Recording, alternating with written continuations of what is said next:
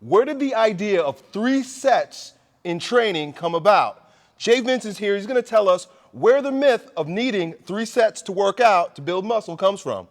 There's a couple different reasons. Mostly it's from something called the DeLorme-Watkins protocol. So this happened in the late 1940s, and it was the first medically accepted resistance training protocol.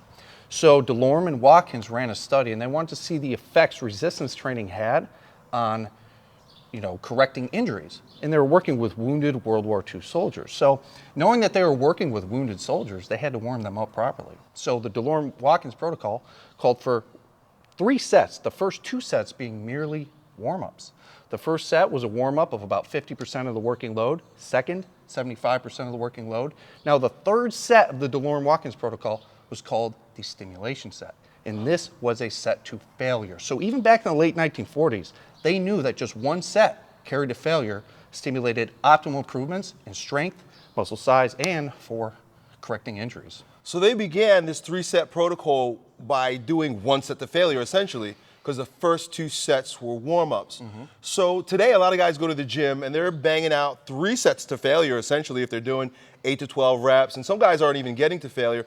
Where did this bodybuilding mindset come from that we need 3 sets in that fashion? It comes from Reg Park. So Reg Park was one of the first more well-known bodybuilders from the 50s. And Reg Park, since he had some fame, he wanted to make some money, so he started writing books. He wrote a book called The Secret Multiple Set Training System. So back in those days, if you did more than 1 set, they'd look at you like you're crazy. Now, if you only do 1 set, they look at you like you're crazy. So really? He wrote this book called The Secret Multi-Set Training System. Well, guess what? Arnold Schwarzenegger looked up to Reg Park. Reg Park was his god. So Arnold Schwarzenegger modeled his training approach after Reg Park. Arnold Schwarzenegger became the first famous bodybuilder of our time, and naturally people would follow what he did, which came from Reg Park's little marketing gimmick, the secret multi-set training system. Interesting. So it doesn't come from facts or science at all. It's more a matter of gimmick and popularity. Because Reg Park wanted to have something unique to say, as opposed to what everyone thought was normal at the time, which was 1 set. He came up with 3 sets. And of course, I mean, if you're going to sell something, you want more, right? Exactly. Don't do 1, do 3. I guess at that time that was mind-blowing. And then, because Arnold was intrigued by Reg, and Arnold was the poster boy for bodybuilding in the 1970s, everybody listened to Arnold, and that's how we got into the culture of 3 sets. Exactly. That's fascinating. A lot of it comes from the movie Pumping Iron, too. If you're a bodybuilder, you've seen Pumping Iron. Arnold Schwarzenegger intentionally embellished a lot of his training approach in Pumping Iron for entertainment value. The problem is a lot of people took it seriously. He said he was training twice a day for 3 hours a day. He made that up. He made that up to make it look more or show more valor and commitment and dedication, because people, it was their first look into bodybuilding at the time. Also, Arnold Schwarzenegger wanted to portray a particular personality to get movie roles. He knew that he might get the attention of movie producers, so he embellished, he exaggerated, he acted kind of like a jerk, and for potential movie roles, and looks like it worked out for him. Yeah. So are you saying that he didn't actually train the way that he was telling us that he did? That's correct, he didn't. He probably trained like everyone else trained, probably an hour and a half a day maybe, but he exaggerated it tremendously because of how good his body looked, and he just wanted people to ooh and ah over the movie. But alongside Arnold Schwarzenegger was Mike Mentzer, Casey Viator, Sergio Oliva, who had the biggest biceps in bodybuilding history. That's right. Only training 1 set to failure. And So everybody else at the same time, we're talking the 1970s, was training with 1 set to failure. not everybody else, a small handful of people who were crushing bodybuilding competitions. Casey Viator won the Mr. Universe at the youngest age ever at 19 years old. And this is where Mike Mentzer started getting the high-intensity training. He was at the Mr. Universe, and he looked at Casey Viator. He was like, man, you must have gained 20 pounds since I last saw you. And he asked him, he's like, what are you doing? He's like, well, I cut my workouts down to twice a week, about 45 minutes each. He's like, that doesn't make any sense. Casey Viator points over to Arthur Jones, inventor of Nautilus equipment, and says, talk to him. That's where Mike Mentzer got introduced to high-intensity training. Mike Mentzer adopted it, and Mike Mentzer was the only bodybuilder ever to win a professional bodybuilding competition with a perfect score of 300. Since switching, training more intensely, less volume, less frequently. So we can't say that multiple sets high frequency doesn't build muscle, right? Right. But it's just less efficient, more work, more wear and tear.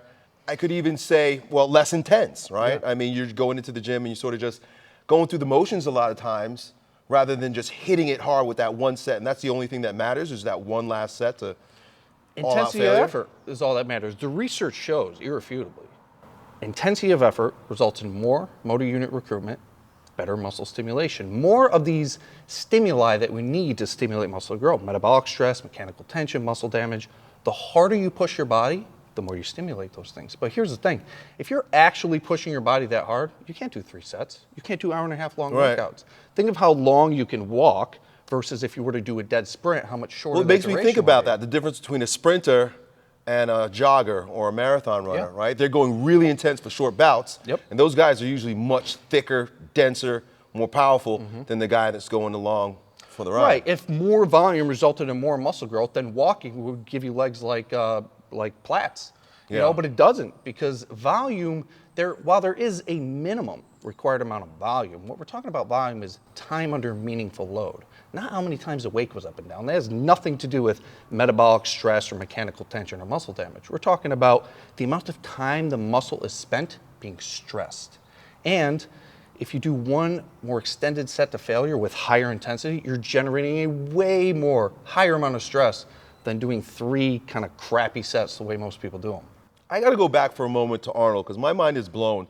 I think perhaps the most popular bodybuilding book on the planet in history is the Encyclopedia of Bodybuilding. In that, he's got lots of frequency, he's got lots of sets, he's got lots of volume. Are you saying that that book is full of bull honky? Yeah, it's completely false. It's completely false. But you gotta remember. I mean, Arnold Schwarzenegger, tremendous genetics, anabolic steroids. You know, a lot of the times these bodybuilders build tremendous physiques in spite of how poorly, inefficiently, and ineffectively they're training. They could throw rocks at a wall and probably look the same. And then what they do is they feel that they must know something because they look different than everyone else, completely disregarding the drugs and genetics. And that's why you have so many different training approaches because they think they have some secret. Meanwhile, it's got nothing to do with the way they train and everything to do with their genetics and their drug use. What I promote, what I teach, is the physiology-based approach to training. The vast majority of exercise research shows that just one set to muscle failure stimulates optimal improvements in muscle size and strength, and additional sets do nothing. So Mike Mentzer saw this 19-year-old bodybuilder crush it, look great, and started inquiring into this new method of one set to failure. Tell me a little bit about Mike Mentzer's foray into that and the guys behind him and why we should trust what they're saying. Yeah, so Mike Mentzer learned this approach from a man named Arthur Jones. Arthur Jones was this eccentric billionaire genius who started just building exercise equipment out of a hobby because he was so smart. He saw that there was a problem with the way most people were lifting weights. The equipment was just unsatisfactory. And he found this out by doing squats in his living room. One day he fell through the floor. He said, there's got to be a better way to do this. That's when he invented something called the Blue Monster, which was a leg press machine and a couple other pieces of equipment. And so Arthur Jones, after his research, working with bodybuilders and just kind of obsessing over exercise, found that, well, 2 sets ended up being better than 3. And then a decade later, he found out that 1 set was better than 2. So he found over his research and applying these concepts to people that it seemed that 1 set is all you really need. And then over time, the research ended up supporting that. But what most people do... How about frequency? Frequency, here's the thing about frequency. If you're training to failure, research does not show any sort of recommendation for frequency. Once a week versus twice a week versus 3 times a week, it's exactly the same. Want to know why? Think about it. If you were to grow a plant or a tree, you can water it every day. It's going to grow as fast as it wants to grow. If you water it twice a day, it's not going to grow any faster, not going to grow any bigger. There's only so much your body can improve in the course of a week. And it seems that adding more training doesn't speed that process up. It's still going to grow at its own rate. You just got to stimulate it and let it do its thing.